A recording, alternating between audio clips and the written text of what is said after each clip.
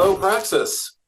My name is Greg Forster. I am an assistant professor of biblical and systematic theology at Trinity Evangelical Divinity School, and this is part 2 of our 5-part series on church and state in Christianity. In part 1, we saw that in the 4th century, the model that emerged was that you needed God for politics because politics otherwise became corrupt and unjust, but that you could not get God from politics. You could not use political power to create the spiritual and moral renewal that is needed for a good politics. In this section, we're going to look at the Middle Ages in Europe and how things changed and developed with that idea as the starting point and some of the long-term legacies of that. In the centuries after Augustine's time, for a while, there was relatively stable cooperation between political rulers, kings and lords, and religious officials, bishops who had authority over churches. There was a sense that they were interdependent. Both functions were needed, but that they served overlapping communities, but that they were not identical, and that you could not simply have one take over and do everything and subordinate the other. Things began to change in the 7th, 8th, and 9th centuries, a period that is sometimes called the early Middle Ages. One reason that things changed was the conquest of Charlemagne, who conquered most of Europe and set up the dynasties that defined the political structure of Europe for a very long time and are still, in some ways, the structures are still with us in very, very changed forms. And Charlemagne had a very high view of the role of the church. Charlemagne wanted the church to play a much more active role in shaping the social order. So the church began taking on more political functions as a result of Charlemagne's conquest and change of the social order.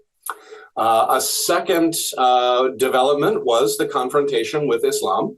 There was a sense in Europe that there was a crisis because Islam rose very rapidly and took over large territories that used to be dominated by Europe, were no longer within the European sphere of influence.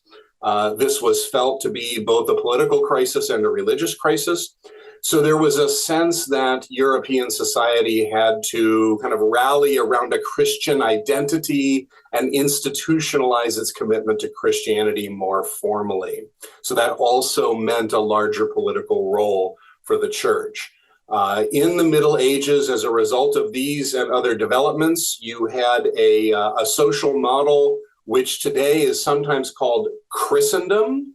The way they talked about it at the time was that two swords, that there were two sources of authority in the social order, and that these two swords both had to play a role, and that they were supposed to cooperate. There was the political sword and the ecclesial sword, the sword of the Spirit. And this is borrowing some language from the Bible, but using it in distinctive ways. One development at this time was the idea of natural law. So they had to answer the question, which things do the political institutions deal with and which things do the religious institutions deal with?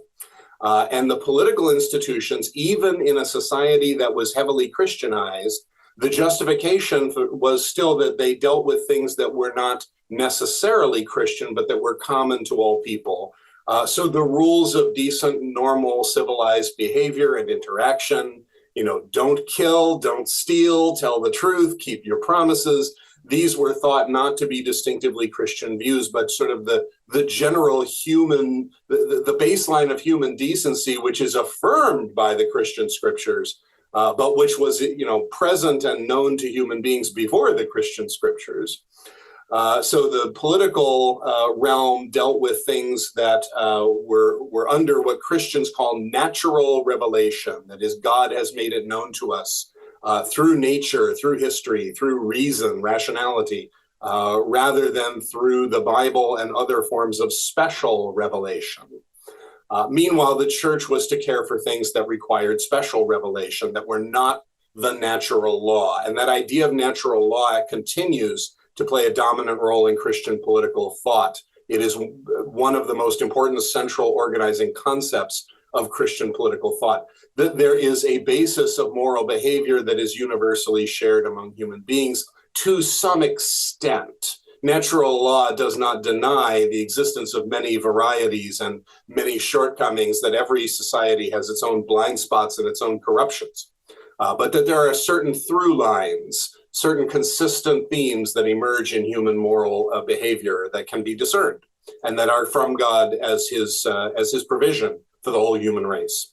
And that defines the political as opposed to the church institutional responsibility.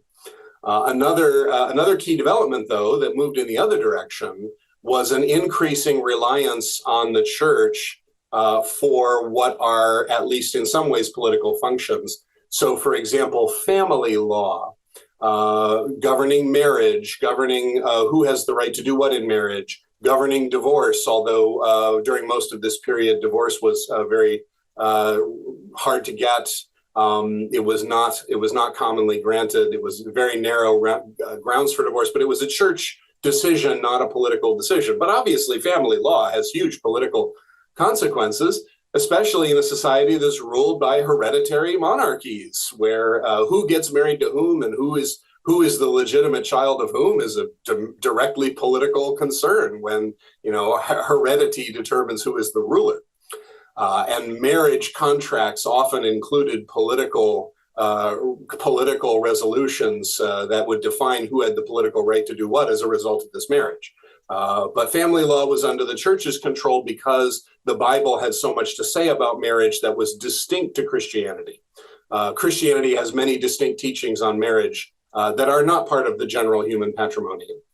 Another key development was that in this period, if you were Christian, and almost everyone was, you were not allowed to stop being Christian because that was thought to be a betrayal of the social order.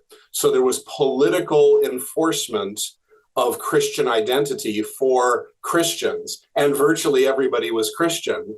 And in fact, you were thought to be Christian if you were the child of Christians. And there's a long conversation there about practices like baptism. But the idea was that if you were born to Christian parents, you yourself were Christian, and you were not allowed to leave that. So there was civil, political enforcement of laws against apostasy, laws against blasphemy, laws against heresy, which is false theological teaching, that sort of thing. So the political and religious realms were moving closer and closer together. The interdependence of church and state was becoming more entwined. And this was what led to the major changes that brought an end to these systems.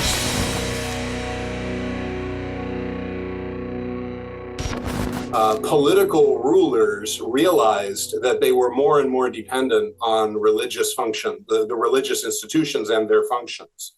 Political rulers realized that in order to exercise their power, it would be really helpful if they had friendly people in the church. So they began sending their younger sons to become priests, bishops, cardinals, and other officials in the church. And this practice grew over time and became more and more normal.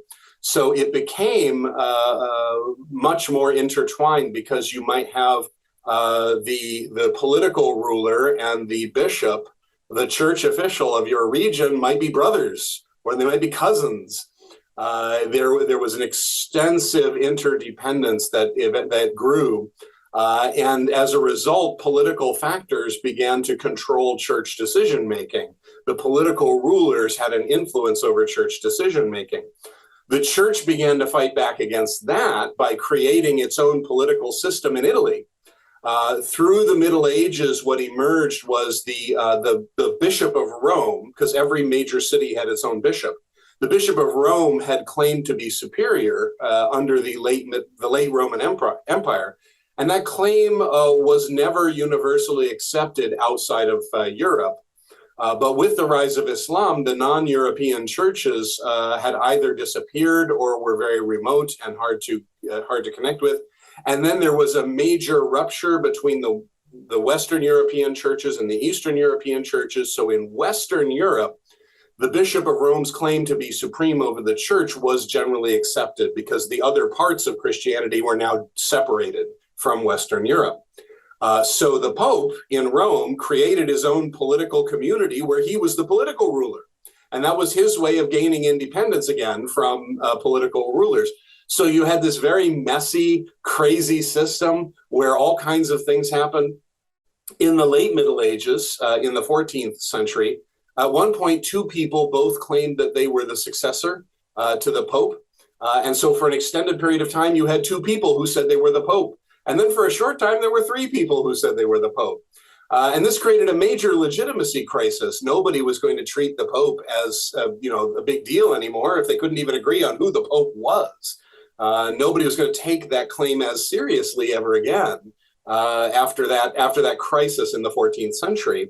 And various other crises happened where corruption and politicization of the church robbed it of its religious legitimacy.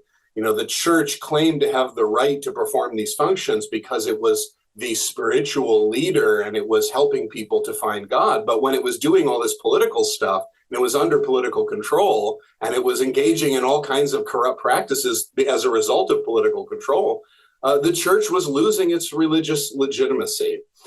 So this attempt to create a tight partnership between church and state worked itself out to a crisis in the late Middle Ages, which came to a head at the turn of the 16th century. That's what we're going to talk about in our next section. But excuse me, the enduring legacies of the Middle Ages include, first of all, the idea of natural law, which continues to be very important. Second, the idea that the church and state should be partners. While the tight partnership did not work out, many Christians have continued to seek that sort of partnership. The idea that political and religious institutions should be partners and cooperate has continued to be a very important part of the scene, and a much closer idea of cooperation than what Augustine had envisioned in the 4th century. But as we will see in future installments of this series, not everybody shares that view.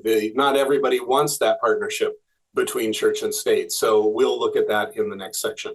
Once again, if you have questions, I am easy to find, so drop me a line, and thanks very much.